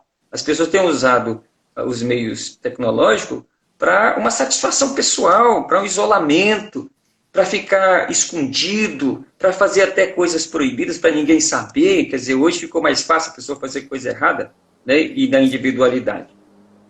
Então, isso tem um lado negativo. Mas, do outro lado, eu acho que essa pandemia trouxe, né, uma reflexão da família. A família está mais junta, a família está olhando mais no olho, a família está tocando mais na pele um do outro, a família está percebendo mais o outro com os seus com a sua personalidade, com o seu jeito de ser, está se adaptando, está aceitando. E dentro disso, eu gostaria de enumerar 3 níveis de relacionamento. Existe o relacionamento que a pessoa se relaciona com a outra pessoa. Esse tipo de relacionamento é assim. Se for eu que vou relacionar, então eu levo tudo que eu sou e tudo que eu tenho. E eu espero que a outra pessoa me aceite como eu sou. Existe o segundo nível de relacionamento, que é a pessoa se relacionar comigo. Quando ela vem se relacionar comigo, ela traz tudo que ela é e tudo que ela tem. E ela espera que eu a aceite como ela é. E no meio desses dois existe um. E eu acho que esse é o que mais acontece. Que é você fazer as pessoas se relacionarem com você. Ou seja, você obriga a pessoa a andar no seu tempo. Você faz a pessoa falar do seu jeito. Você não aceita ela ser diferente daquilo que você acha que é o certo. Você tolhe a individualidade dela, você bloqueia a personalidade dela, porque você tenta fazer a pessoa ser igual a você. Esse é o nível de relacionamento que mais existe no meio da humanidade. E agora, dentro de casa, essa pandemia colocou todo mundo numa prova. Porque pensa agora o marido querendo fazer a esposa ser igual a ele e a esposa querendo fazer Pegando cada uma fogo, dando né? seu tempo. Quer dizer, isso está gerando um conflito terrível, tanto é que saiu uma pesquisa aí agora que o nível de divórcio e de separação subiu 30%. Para você ver como que essa pandemia está nos colocando à prova e Prova de fazendo fogo. com que nossos relacionamentos sejam provados no mais alto grau, não é mesmo? Então, nós que estamos aqui ouvindo, eu acho que a melhor coisa que tem é o respeito, é a aceitação do outro, não é obrigar o outro, é ir para o diálogo, é tentar convencer o outro, que o outro está certo ou se está errado. Convence, não é impor sobre o outro. É isso que a gente tem que fazer dentro dos relacionamentos. Mas que a pandemia está trazendo uma mudança, tem trazido, e pós-pandemia aí, você pode ter certeza, muita gente vai começar a pensar diferente. Eu acho que alguém disse que Deus gera necessidade para que a gente se aproxime dele, né? Deus gera necessidade para que a gente se aproxima dele. Querendo ou não, e aí tem uma pergunta até nesse sentido, sobre a questão de que tudo isso que esteja acontecendo tenha teor escatológico, né? Um amigo nosso se perguntou se essa questão da pandemia tem aspecto escatológico, tem teor escatológico. Boa pergunta. Então, eu não sei como é que é o nome dele, mas sim, existe. Hã? Deixa eu ver com a Cintia, que é? Quem perguntou? Ah, tá. A Cintia está falando aqui, explicar o que seria escatológico também, né? Para o pessoal, para não ficar um... Entendo. A escatologia, ela estuda as coisas finais, as coisas do fim, né? A palavra escatos significa fim, coisas finais. Pois bem, existe alguma coisa, biblicamente, para a gente embasar que isso está dentro de uma questão escatológica? Existe. Né? Sim. Mateus 24, para aqueles que gostam de ler, Marcos capítulo 13 e Lucas capítulo de número 21. Esses textos são os textos básicos. E aí você observa para você ver quando Jesus ele está lá mostrando o templo e os discípulos, né? Vendo aquela pomposidade do templo. Marcos até fala que eles estavam observando até as pedras do templo. As pedras, né? Até as pedras. E aí eles perguntam, Senhor, que coisa linda. Jesus fala, não é lindo, tá vendo? Aí Jesus fala assim, ó, não ficará pedra sobre pedra que não seja derribada. Eles foram embora e os discípulos então ficaram curiosos com aquilo. E depois perguntaram para ele, Senhor, diz para nós, isso está no capítulo 24, verso de número 3 e 4 de Mateus. Diz para nós quando acontecerá essas coisas, ou seja, quando Jerusalém será destruído, que sinal haverá da tua vinda e que sinal haverá do fim do mundo? Eles fazem 3 perguntas para Jesus. Essas perguntas, elas são históricas e elas são escatológicas. Sim. São coisas futuras, coisas que vão acontecer. Aí Jesus vai responder. Olha o que Jesus responde. Jesus fala assim, né? Jesus respondendo, disse-lhes, né? Acautelai-vos que ninguém vos engane. Aí ele vai falar, ó, que aparecerão muitos falsos cristos. Ele vai dizer que vocês vão ouvir de guerra, rumores de guerra. Olhai e não assusteis com isso. Olha, fala, não assusteis, né? Porque é misto que isso tudo aconteça. Mas ainda não é o fim. Ele fala, mas ainda não é o fim. Aí ele coloca assim, no verso 7. Não coloca data, né? Porquanto se levantará nação contra nação, reino contra reino, haverá fomes, pestes e terremotos em vários lugares. Então, para a resposta da pergunta, é que as pandemias, ou as epidemias, essa aqui é uma pandemia, se tornou uma epidemia que se tornou pandemia geral, né?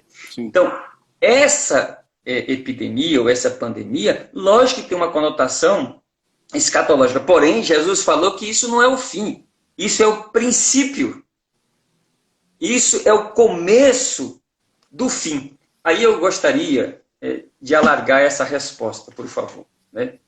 Porque as pessoas pensam o seguinte, eu estou esperando o fim vir, eu estou esperando o fim vir. Não, irmãos, o fim já veio, já chegou. O fim já começou há 2000 anos atrás. Aí a pessoa fala assim, mas como é que é? Está na Bíblia? Tá na Bíblia. Você vai ver que o capítulo de número 1 de Hebreus, no verso de número 1, diz assim, havendo Deus antigamente falado aos pais de muitas maneiras pelos profetas, nestes últimos dias nos falou pelo Filho. Nesses últimos dias. Então o fim começou quando Jesus veio ao mundo. Nós não estamos esperando o fim, nós estamos vivendo já o fim. Nós estamos vivendo. Desde que houve guerra, terremotos, rumores de guerra. Isso existe. Isso era o princípio que ele estava falando. Fome, princípio, mas teve o começo, tá vendo? Então nós estamos vivendo o fim e não estamos esperando o fim. Aí a grande pergunta seria o seguinte, se nós já estamos vivendo o fim, então, tudo isso é sinal para a volta de Jesus? É sinal para a volta de Jesus. Sim. A epidemia é um sinal para a volta, é um sinal para a volta de Jesus. Mas a questão aqui não é o sinal. O importante aqui não é o sinal. A questão aqui é quando Jesus vai voltar. Essa é a questão. E aí, a Bíblia fala que dia que ele vai voltar. Fala. Hebreus, capítulo de número 3, verso de número 13, fala quando que ele vai voltar. Eu vou ler para você aqui. Olha que versículo. Está dizendo assim. Antes exortai-vos uns aos outros durante o tempo que se chama hoje, para que nenhum de vós se endureça pelo engano do pecado. A palavra aqui que ele está dizendo, exortai uns aos outros todos os dias, durante o tempo que se chama hoje, durante o tempo que se chama hoje. A palavra hoje aqui está com H maiúsculo, não é com H minúsculo, porque o hoje aqui fala de um dia. O dia, qual será esse? Que dia é esse?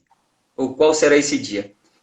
O dia é o tempo da oportunidade. Então, desde quando você nasceu, você conheceu a Jesus, é o hoje. Desde quando você encontrou Jesus, é o hoje. Então, olha para você ver. Jesus vai voltar que dia? Hoje. Daqui uma semana, que dia que ele vai voltar? Hoje. Daqui a 10 dias, vai voltar que dia? Hoje. A ideia aqui não é um dia de 24 horas. A ideia aqui é o tempo de oportunidade. Eu levantei da cama, é o hoje. Eu estou indo trabalhar, Jesus está voltando hoje. Eu estou aqui nessa live, Jesus está voltando hoje ainda. Então a ideia é que nós possamos entender que ele está voltando, temos que viver, ele está voltando, nós temos que viver para o aqui e agora, para o hoje, não é para amanhã. Então, se você come, se você não come, se você trabalha, se você não trabalha, se você anda, se você não anda, você tem que viver como se Jesus estivesse voltando hoje. Essa é a ideia. Por isso é que o capítulo de número 24, ele vai enfatizar isso. Aí você joga um pouquinho para o capítulo 25, fala a hora que ele vai voltar. Hã? Que isso? Fala.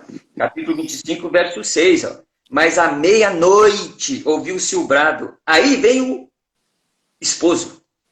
Aí vem um noivo. À meia-noite. Mas por quê, pastor João? É à meia-noite mesmo que ele vai voltar? Não. Isso aqui é uma metáfora.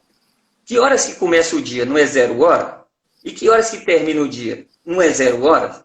Então pronto. Ele quer dizer o seguinte, ó. Quando Jesus for voltar, vai terminar um dia e vai começar outro dia. Essa é a ideia. Então, tá, eu entendo que ele vai voltar hoje e ele vai voltar quando terminar um dia e começar outro. Terminar o tempo da graça e começar o tempo eterno. E aí, pastor João, o que eu tenho que fazer então? Aí o Mateus 24 vai falar o que você tem que fazer. Olha o que você tem que fazer. Capítulo 24, 36. Porém, aquele dia e hora ninguém sabe, nem os anjos do céu, nem o Filho, mas unicamente o Pai. O dia cronológico de 24 horas. Viu? Ninguém sabe, não. Mas nós sabemos que o tempo decorrido, tempo de oportunidade é hoje. Agora observe. E como foi nos dias de Noé, assim será também a vinda do Filho do Homem. Porquanto assim como nos dias anteriores ao dilúvio comiam, bebiam, casavam e davam-se em casamento, até o dia em que Noé entrou na arca.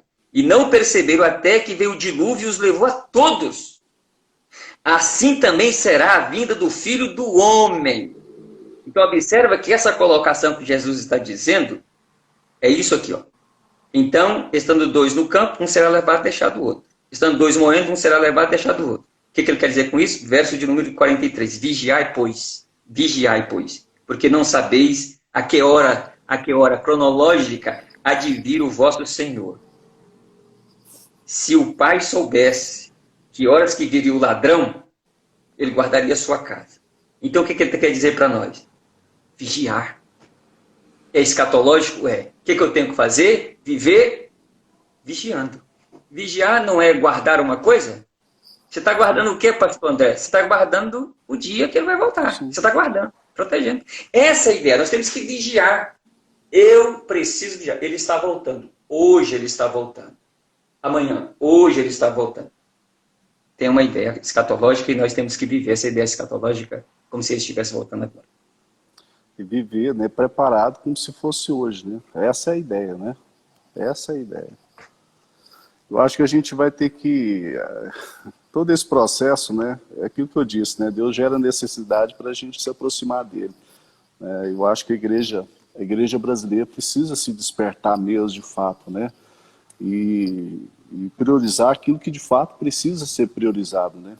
Às vezes as pessoas vão levando suas vidas correndo atrás daquilo que... Quando a gente lê o texto lá do Sermão da Montanha, Jesus falando sobre ansiedade, ele vai dizer, os gentios procuram tais coisas. Vocês são diferentes, né? E nós deveríamos nos comportar de modo diferente, né? Porque nós estamos preocupados com o alimento, com o vestuário, e eu acredito que agora, de modo mais intenso, né? Uma vez que as pessoas estão perdendo seus empregos, e não é que não tem que ter motivo de preocupação, sim, mas a preocupação controlada, né? Dentro dos padrões que a gente... porque a preocupação excessiva, ela só traz malefícios, né? Mas o que a gente vê lá no texto do Sermão da Montanha é que, vez ou outra, muitos de nós vivem como gentios, né? Procurando alcançar as coisas, comprar coisas, adquirir coisas, entendeu? E vai deixando de lado aquilo que é de maior prioridade, aquilo que é primordial na vida. né? As pessoas estão acumulando bens aqui nessa terra, pensando que aqui é o céu. E aqui não é o céu, né? Graças a Deus aqui não é o céu, né? E Graças a Deus. graças a Deus, né? Nós temos uma realidade muito maior do que essa terra aqui. Mas, infelizmente, muitas pessoas, por exemplo, vamos entrar numa questão que eu acho que eu estive falando para a igreja, a questão de dízimos, né? Muitos crentes não são dizimistas. Não são dizimistas porque acreditam o seguinte: não, o dízimo é só para o Antigo Testamento, é lei do Antigo Testamento.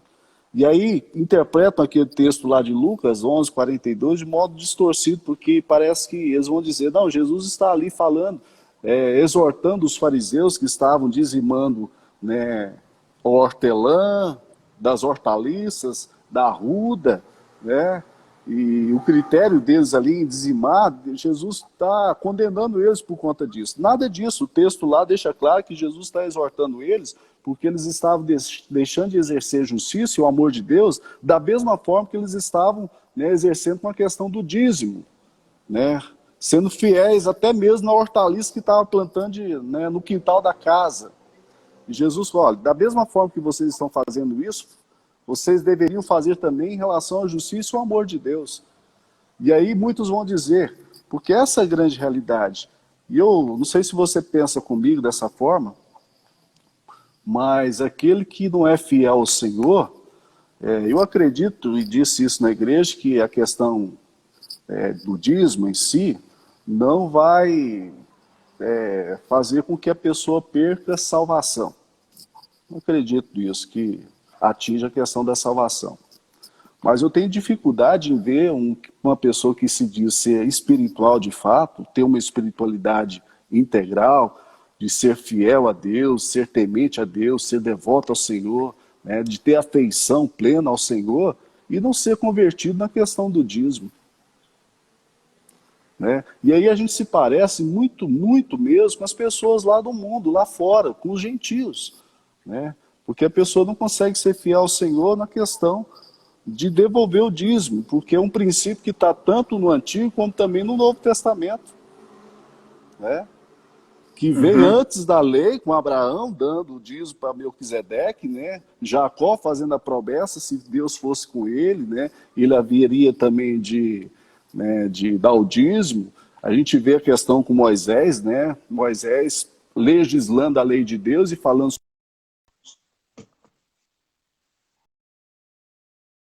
E aí, por que não é? Muitas pessoas vão dizer. E aí a gente vê o contexto hoje de muitas pessoas na igreja que não há uma conversão genuína. Começando por esse assunto aí, que é a questão do dízimo. Eu acho, pastor André, assim, que a gente podia, um outro dia, conversar mais sobre isso, né? Um assunto tão importante. Eu queria, mediante essa palavra sua, né? Porque o dízimo é uma coisa muito importante. Eu queria ler um texto de Caim e de Abel. Eu vou começar aqui, não vou assim falar nada sobre dízimo e oferta, porque eu acho que o problema do dízimo não é o dízimo. Nós não damos o dízimo para ter qualidade de vida espiritual. É a minha qualidade de vida espiritual, é o meu reconhecimento da soberania de Deus sobre a minha vida. Eu sei que foi Ele que me deu a minha casa, Ele que me dá o carro, Ele que me dá o trabalho, Ele que me dá meu salário, Ele que me dá minha saúde. Ele que faz a minha roça prosperar. Eu acho que o dízimo é um reconhecimento da soberania de Deus sobre a minha vida. Não é o dízimo que produz isso na minha vida. É eu que tenho isso internalizado que me leva a expressar isso, né? E aí, olha para você ver aqui Deus falando para Caim e para Abel. Fala assim, Gênesis 4. E aconteceu ao cabo de dias que Caim trouxe do fruto da terra uma oferta ao Senhor. E Abel também trouxe dos primogênitos das suas ovelhas e da sua gordura. E atentou o Senhor para Abel e para a sua oferta. Verso 5. Mas para Caim e para a sua oferta não atentou Deus. Agora eu queria aqui desvincular isso, porque as pessoas falam, porque a oferta de Caim tinha, na realidade, sangue, e a oferta de... a oferta de Caim, de Abel, tinha sangue. e a oferta de Caim não tinha sangue. Não é nada disso. Você pode fazer uma aplicação. Observa que o texto está dizendo o seguinte: Deus atentou para Abel e para a sua oferta. Segundo, Deus não atentou para Caim e para a sua oferta. Portanto, o texto está dizendo, na realidade, primeiro Deus atenta para a pessoa. Deus olha primeiro para Abel, olha para a qualidade de vida dele, a obediência dele, a sinceridade dele, o objetivo dele, o motivo que está levando ele a ofertar. E aí, ele aprova, recebe a oferta. Mas primeiro ele recebe a pessoa para depois receber a oferta. Quando você olha para Caim, primeiro ele rejeita a pessoa, porque a pessoa rejeita Deus. A natureza dele, de Caim, é maligna. E aí, por ele ser maligno, Deus não aceita a oferta dele. Então, o que qualifica um ou outro não é a oferta que qualifica a pessoa, é a pessoa que qualifica a oferta. Sim. Então, é a fé da pessoa, é a vida da pessoa que qualifica a oferta. Então, essa questão de dízimo, ela tem que girar em torno desse patamar. E aí a gente vai ver que a Bíblia toda é desse jeito. Toda ela gira em torno disso. Dízimo é bíblico, tem que dar o dízimo. Não tem que dar o dízimo. Você dá o dízimo se você reconhecer Deus como Deus da sua vida e Senhor da sua vida. É isso. Se você acha que Ele que te dá o pão, que Ele que te dá a roupa, que Ele que te dá o carro, o mínimo que você pode fazer é dizer o seguinte: Deus não precisa do dinheiro, eu vou ajudar a obra dele para divulgar o evangelho, para manter a casa de Deus, para ajudar o salário daqueles que cuidam estritamente do ministério. É isso. Pastor João, nós vamos começar a finalizar nossa live hoje. Eu acredito que a gente vai ter que fazer de novo. O pessoal tá pedindo aqui, a gente vai ter que continuar depois, semana que vem, ver se a gente dá continuidade, né? Mas assim, eu queria, para a gente começar a fechar, né, essa temática nossa em relação à terceira onda, vez ou outra a gente foi saindo, né, para outros assuntos periféricos, mas de suma importância também, que eu acho que é importante, porque eu disse até estava conversando com o pastor Odilon Mendonça essa semana, e dizendo que nós pastores vamos ter que, não é reformular, mas a gente precisa reconsiderar muita coisa, sabe? A gente precisa alimentar o povo melhor, alimentar as ovelhas melhor, uma vez que a gente vai ter dificuldade para arrebanhar as pessoas de volta para a igreja. Porque, imagina, o número dos desigrejados cada vez crescente, né? Com essa situação, então, muitas pessoas que já têm alguma certa... E aí a gente entrou nessa questão de dízimo, que é uma das questões que muitas pessoas justificam não participar de uma igreja, não querer fazer parte dessa questão institucional, porque acreditam que a questão institucional atrapalha mais do que ajuda, e a gente sabe que não é isso, né? Essa não é a questão. Mas muitas pessoas que estão aí em casa imaginam, né, e acreditam que podem continuar dessa forma e vão ter dificuldade de voltar, né, a congregar na igreja. Né? Às vezes por medo, temor e tal, essas coisas, né, o medo ainda vai imperar na vida de muitas pessoas, mas assim, com a questão da nossa temática, a gente já pontuou alguns momentos aí, mas o que seria uma receita, vamos assim dizer, uma receita para que aquele que é crente do Senhor, aquele que é fiel ao Senhor, que tem a palavra da esperança, que tenha o texto aqui de Mateus capítulo 11, versículo 28 ao 30, que Jesus traz para nós a resposta de tudo aquilo que nós precisamos. Ele é a resposta de tudo. Então, se nós temos o Senhor, temos tudo, Ele é tudo, né? O que nós devemos fazer, então, nesse momento aí de pandemia e depois também do processo pós-pandemia? O que nós podemos fazer, o que nós devemos fazer para que não sejamos atingidos por um processo de ansiedade que pode desencadear numa ansiedade generalizada, que pode desencadear em fobias, que pode desencadear uma síndrome do pânico, né? Estresse pós-traumático, depressão e culminar, né, no suicídio. que nós, crentes, servos do Senhor, devemos e precisamos fazer nesse momento? Eu acho que existe algumas coisas. Primeiro, a base. A base. A base é Cristo. Deus não trabalha sem Cristo. Então, o céu não trabalha sem Cristo, os anjos não trabalham sem Cristo, o Pai não trabalha sem Cristo, o Espírito Santo não trabalha sem Cristo e sem a sua obra. Então, a gente tem, primeira coisa, olhar para Cristo. O que é que Cristo fez por nós? O que Ele conquistou por nós, para nós, né? Eu gosto muito desse texto aqui de Hebreus 4, verso de número 15. Essa é a primeira coisa, a base. Porque não temos um sumo sacerdote que não possa compadecer-se das nossas fraquezas. Porém, antes, como nós, em tudo foi tentado, mas sem pecado. Então, a base é o seguinte: Cristo, ele é Logos, ele está lá em cima, ele desceu, ele assumiu a carne. O texto diz que ele foi tentado em tudo, a nossa semelhança, como homem. Para quê? Para que quando eu, homem, for tentado, ele possa me socorrer. Porque ele sabe que eu sou humano também, ele sabe até onde eu posso ir. Mas eu quero pegar a palavra compadecer-se aqui. A palavra compadecer-se é a palavra simpateu do grego. A palavra simpateu, sim, é uma proposição, sim, com patos. Patos é doença. Então seria, quando fala que ele compadece, ele assume a nossa doença com ele. Ele assimila a nossa doença. O que é que eu posso dizer dentro dessa questão psicológica? Né? Jesus, na realidade, ou a encarnação, é uma das maiores provas da cura psicológica de um ser humano. Por quê? Porque ele se torna humano para dizer que o humano possa se humanizar nele. Ou seja, o que você sente como humano, ele sentiu. E se você transferir o seu sentimento, a sua dor, a sua provação para Jesus, ele vai entender você e vai compadecer, ele vai socorrer você. Então, eu acho que a primeira coisa de resposta é a base é Jesus. Ele sabe a sua dor, ele sabe o seu choro, ele sabe o seu problema, ele sabe até onde você aguenta ser provado. E Paulo fala isso no capítulo de número 10, verso 13 de Coríntios, diz que ele não nos deixará ser provados além do que possamos suportar. Mas antes, com a tentação, dará também o escape.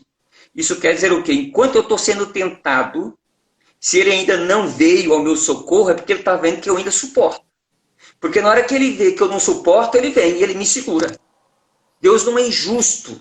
Deus não é incoerente. Então está aqui. Ele sente a nossa doença nele, humanizar-se no outro. Ele nos humanizou-se em nós, nós devemos humanizar-se nele. Essa é a primeira coisa. A segunda coisa que eu acho que precisa é uma atitude humana. O Provérbios, capítulo 18, verso 1, diz o seguinte, isso depende do texto. O texto que eu vou usar agora é um texto da Revista Corrigida. Fala assim, aquele que se isola busca o seu próprio interesse.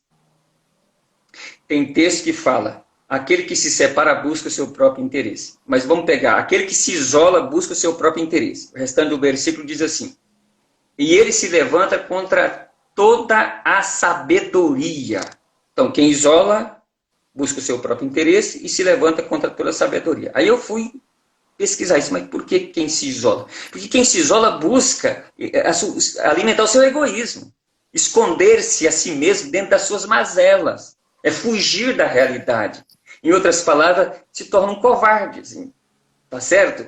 Então, por que ele se levanta contra toda a sabedoria? Porque o provérbio diz o seguinte, que na multidão dos conselhos há sabedoria.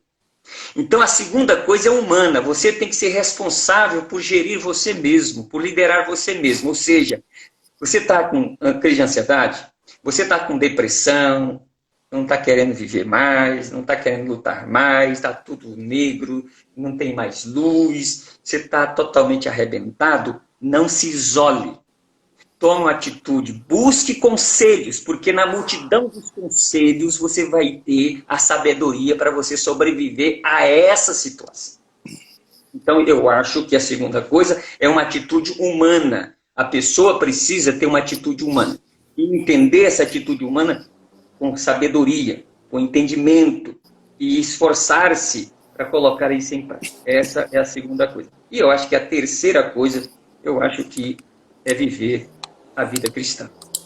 Viver a vida cristã mesmo, orar como nunca orou, jejuar se você puder, ler a Bíblia como nunca. E ler a Bíblia não só por ler, não ler a Bíblia só para cumprir protocolo, ler a Bíblia para ela falar com você.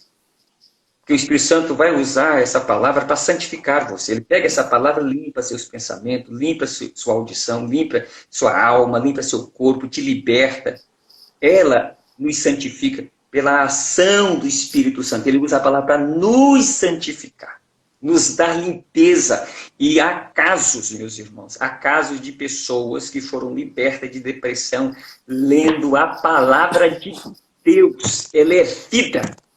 Então, viva a vida cristã como você nunca viveu. Eu acho que a base está por aí. Falou? Um abraço para você. Amém.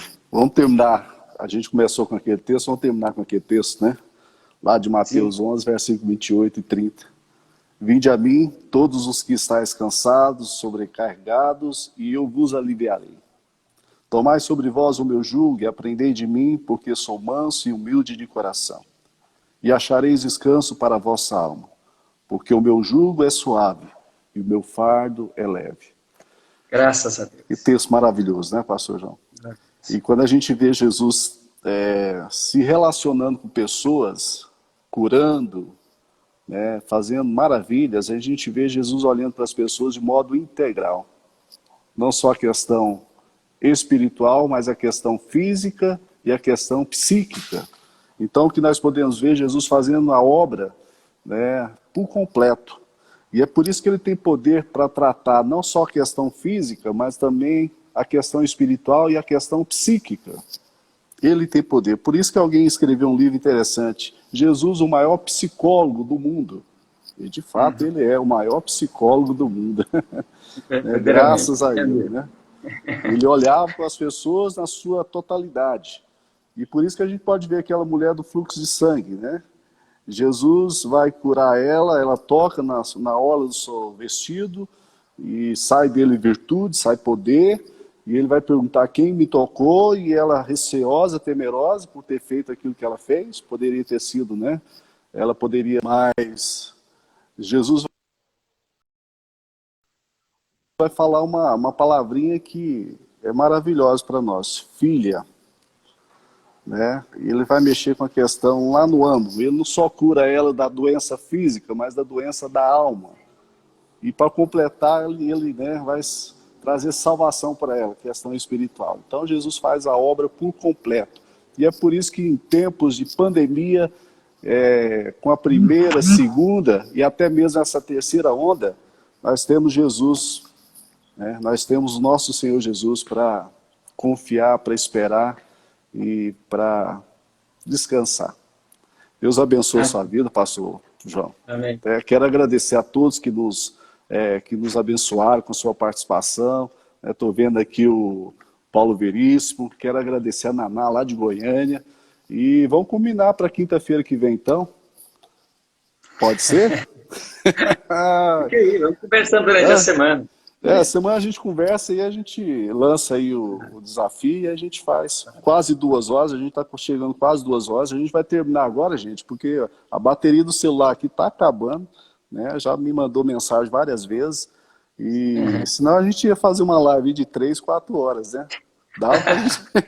É verdade. Tem algumas pessoas que entraram aí, pastor William, por exemplo, pastora Miriam, eu vi entrando, a pastora Kelly, minha cunhada lá de Palmas, Sim. Eu vi o Paulo, eu vi o Claudião, rapaz, eu vi o Claudião entrando aí, eu vi várias pessoas, a pastora Olieide, né, o pessoal da Morada, eu não consegui ler todo mundo, mas tem muita gente que a gente conhece, um abraço a todo mundo. Fica meio complicado para a gente ir acompanhando, mas Deus possa abençoar todos eles, né? E foi benção, Luiz aí. Tá, ó, valeu, obrigado mesmo, tá, pelo desafio. Eu sei que eu tirei tempo seu com a família, com a Beatriz, com os meninos, e quero dizer para você que eu te admiro como servo de Deus, como homem de Deus, e que Deus possa continuar fazendo proezas na sua vida, na minha vida, nossas famílias, amém? E Amém. vamos caminhando, né? Vamos caminhando. Vamos caminhar. Um abraço para E todos dizer aí. para todo mundo que está nos ouvindo, entendeu? Que se você conhece alguém que está padecendo com algum tipo de transtorno, alguma situação, né, aconselho essa pessoa a procurar um profissional cristão, entendeu? Para, né, fazer uma terapia, para procurar ajuda, né? Isso é muito importante. Pastor João, Deus abençoe, meu amigo. Abraço. Valeu mesmo, entendeu? Que Deus lhe pague. E até a próxima. A gente vai combinando aí. E aí a gente Tá bom. anuncia. Tá? Fica na Abraço. paz. Deus abençoe a todos. Amém. Fique com Deus.